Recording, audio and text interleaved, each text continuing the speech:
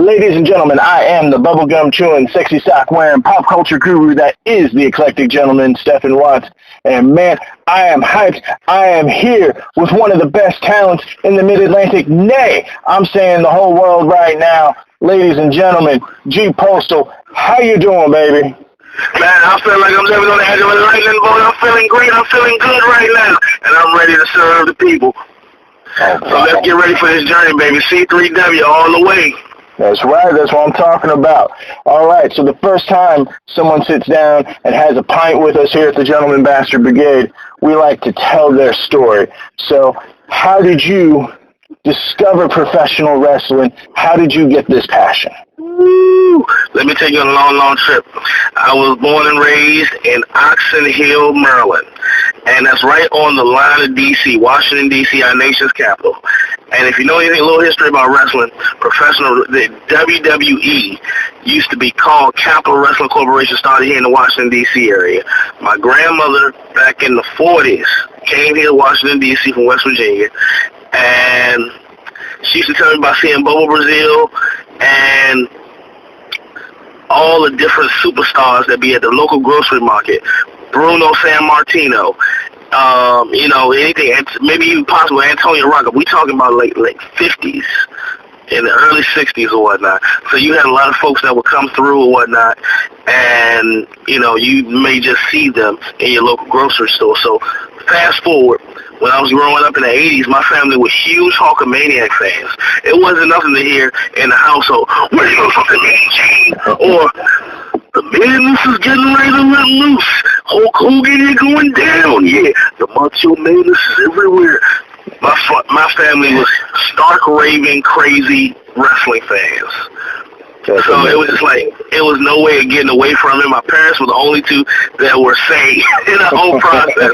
But my grandmother, my uncle, God rest his soul, my aunt, they are the ones that born and bred me on professional wrestling. It was the AWA, the NWA, the WWF, and even stuff like Glow when I was coming up. So every night of the week it was on, and every night of the week I was a happy little boy. There you go. That's beautiful, because, we all become fans. That's what we are first, so that's awesome.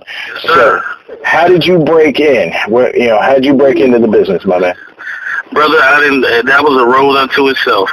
I first got my first taste of professional wrestling with a WWF show back in 2002. I met, the first person I ever met in the wrestling business is Jimmy Dreams, a.k.a. James Ellsworth. Mm-hmm. And it's just poetic justice. And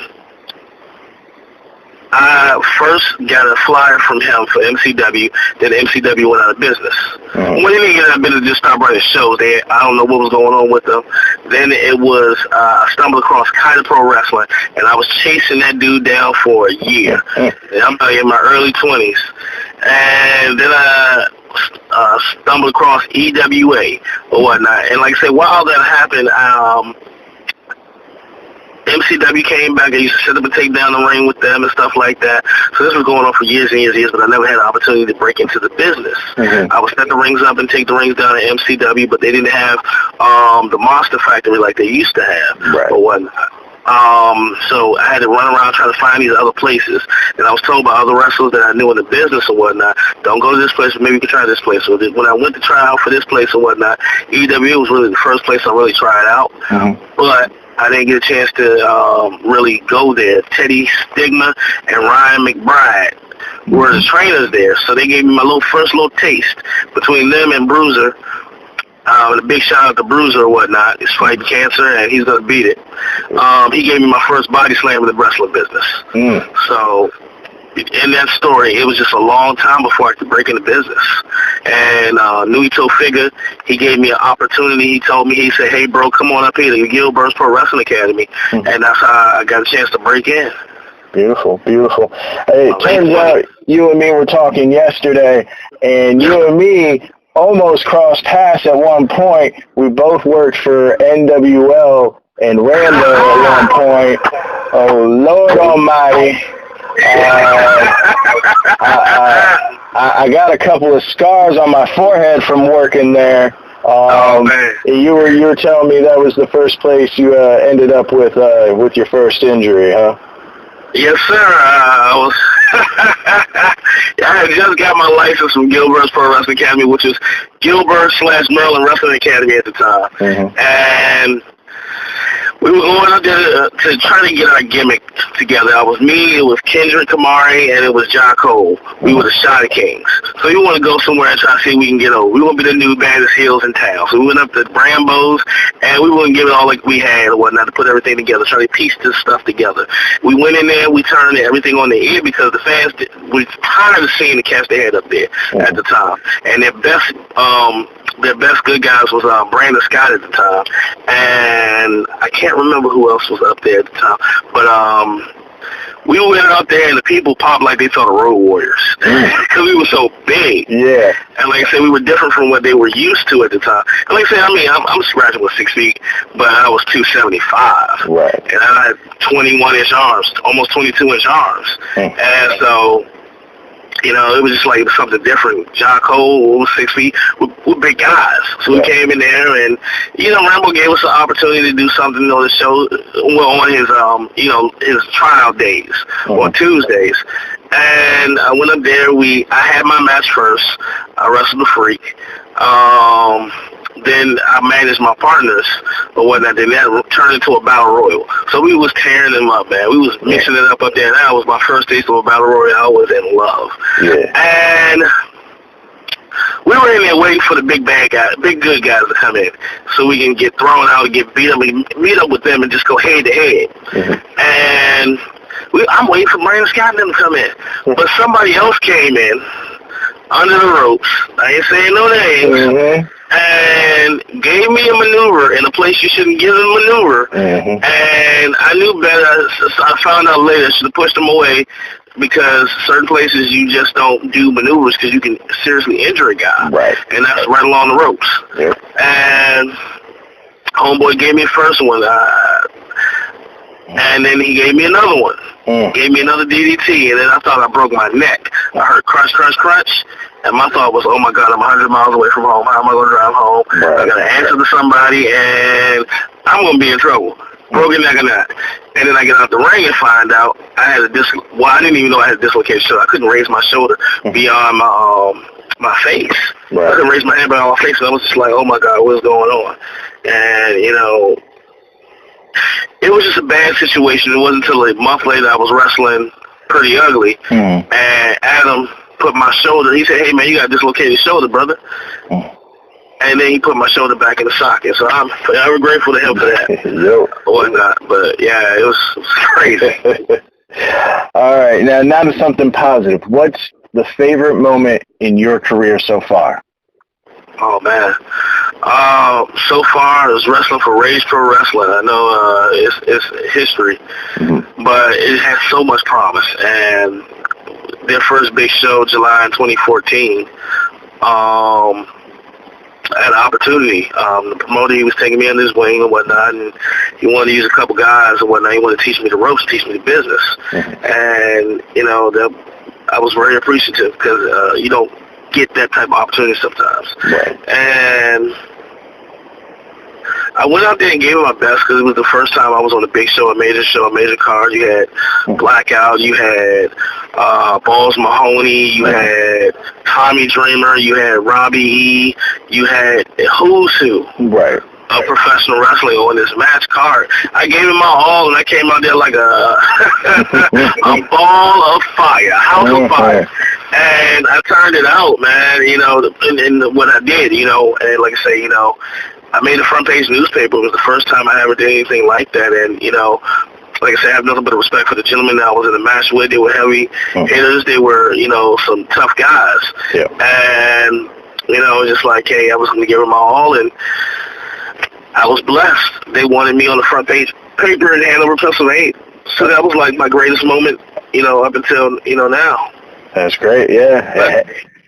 In Pennsylvania, too, home of ECW. There's some ECW boys on that show.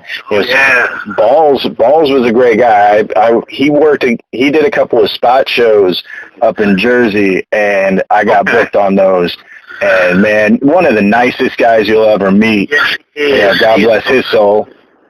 Yeah. You know, and then you and me both we were talking the other day, and you and me both got some advice from Axel at different points in our careers.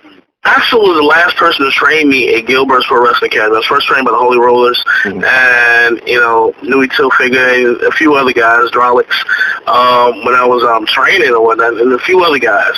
Robbie used to come through and help us out from time to time. But Axel, like I say, Gilbert, everybody wanted me to be just Mark Henry and then go out there and plot and beat people up. And I'm like, I want to throw drop kicks on the enziguri. I can do this stuff for a big guy. Right. Because, you see what you see and you want to emulate those things. But Axel wanted to give me the fundamentals, and I'm so appreciative of that. Like I say, get in there and wrestle. Yeah. That's what's on the marquee. You get in there, you get your butt in there, you work holds, you work moves, you try to tire a guy out, take him down to the mat wrestle, chain wrestle. And like I said, I was just so appreciative of him. I mean, like I say, his positivity and positivity towards the business. Yeah. I can't thank him enough. God bless him. God rest his soul. Yeah. And it's just like, I'm just forever grateful. Straight up, one of the most positive guys I had ever met. And when you as a fan, you look at him, you're like, oh, no way. But yeah, I mean, he was 100% always a positive dude. And, there needs to be more of that just in life in general. So, yeah. So what's your philosophy on the business, my man? Oh, man, I'm a gym coordinator guy. Like I say, some people may not like it in that, but at the same time, I think my brother has the great fundamentals towards the business, and he was in the business when the business was making money, and I think what he, as a business model for making money and bringing things back to the sport of professional wrestling, and to bring people, not just the hardcore fans in, but to bring the casual fans in, the people that aren't fans in, and winning new fans for professional wrestling. And I think for me, it's just like, elevating the professional wrestling aspect of wrestling, and not so much the sports entertainment, which is cool in its own, bubble. Right. But, I like to see the days when you packed out arenas when people were just like rabid and it was mainstream. I would love to see it in that avenue and in that vein again, and, taken seriously as a sporting event. There you go. That's great. Now, here's one to make you think. If you could go back in time to when you were first breaking into the business and give yourself one piece of advice, what would that be? It would be to stay focused, stay committed, and stay consistent. Time away from the business is the worst thing to a wrestler, and, you got to love this business with everything you got, and you got to give 100% to it, because you can't just give 50%. You got to give 100% if you want what you put in, you'll get out of it. And man, you got a gut check. It's like Ric Flair used to say, you got to look yourself in the mirror and say, do you love this business? Do you want to be in this business? And your answer better be yes. Q-Ball Carmichael from Kaida Pro used to say all the time, shit or get off the pot, because I don't got time. Yes, indeed. Yes, indeed. So, yep. All right. Now, I got two more for you. What's your biggest pet peeve in the business, man? To me, just folks that don't take the business, serious and protecting the business, I feel. Because, like I say, wrestling is different for everybody, and I see a lot of people say it, but I think if you want to get it back to what it used to be, you're going to have to take it a lot more serious than have other people take it serious. Because when you look at basketball, you look at football, and I understand wrestling is not those things, but people put in the passion. They put in they're willing to give themselves and their passion towards that business, towards MMA, UFC. I would love to see it wrestling like that again, because wrestling was essentially once upon a time the number one sport in making money. It was synonymous with TV. It was one of the first TV programs. And you can't find outside the WWE too much TV with wrestling on it, not mainstream TV anyway.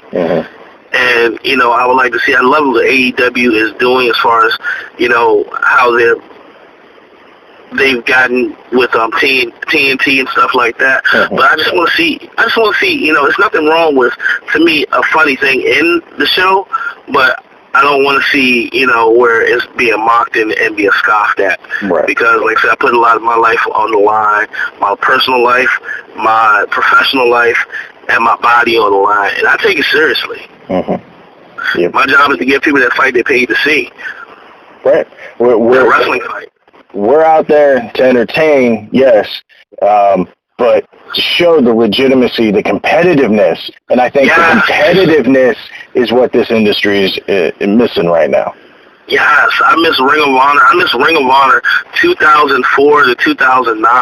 I miss Bryan Danielson. I miss the Nigel McGuinness. I miss Briscoe's still doing their thing, but I miss that time period with Samoa Joe, CM Punk, people that were just Roderick Strong. These guys were going in there and they were giving so much, and that's kind of how me and Richard, the owner of C3W, we've talked about that, and our philosophies are very similar. That old school UWF feel to it. It's just like we go in there, we put everything out there on the line, right there in that ring, and we miss that energy, that emotion that grabbed us by the collar and said, "You got to watch what's going to happen next." I miss that. Like I said, I haven't seen that since the Attitude Era. And as much as the Attitude Era is great and amazing, I still don't think the Attitude Era was the best era. Mm-hmm. It was just the most recent best era. Right.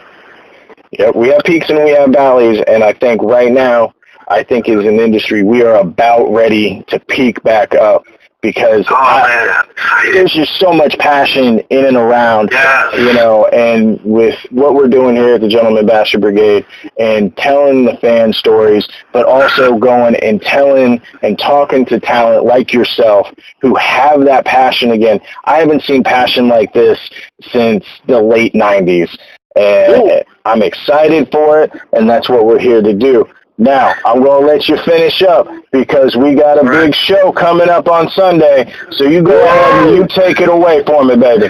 Man, Super Sunday, I can't wait. We're talking about wrestling excellence. We're talking about raising the bar. We're talking about not reaching for the brass ring, but reaching for the gold rings.